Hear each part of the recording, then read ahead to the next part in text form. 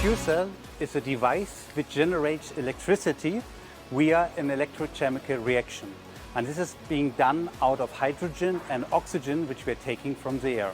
This one is done on a direct way and not via a combustion beforehand. And this brings an advantage, and this one is efficiency.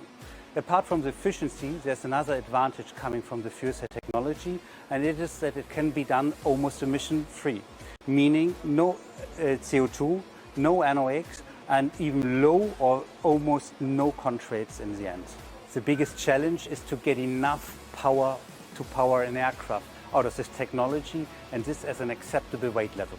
We achieve the required power level by stacking the fuel cells inside a fuel cell stack, which means we are putting multi-hundreds of fuel cells inside one stack.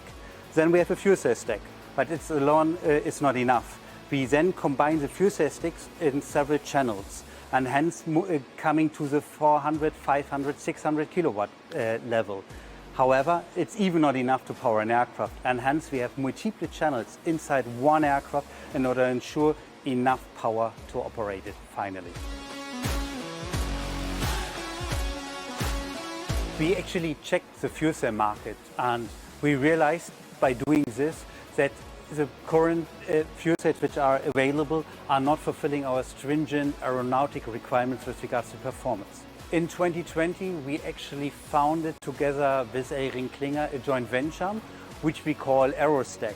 And this joint venture has the task and the purpose to develop a forefront fuel cell technology and hence a fuel cell stack for the aviation industry. The manufactured fuel cell stacks by our partner, the joint venture and ElringKlinger, are delivered here to Airbus Hamburg. And here in Hamburg, we made of the fuel cell stacks the fuel cell system. And this is by doing the design, the assembly, and in the end, the testing. We needed to start really at the scratch in order to understand how this technology works. We are doing it at a really impressive speed. Actually, the first fuel cell systems under test are intentionally designed with many, many sensors inside and having the equipment really segregated from each other. This allows us a good accessibility on the one hand, and on the other hand, allows us to really understand and to read the detailed behavior of the systems.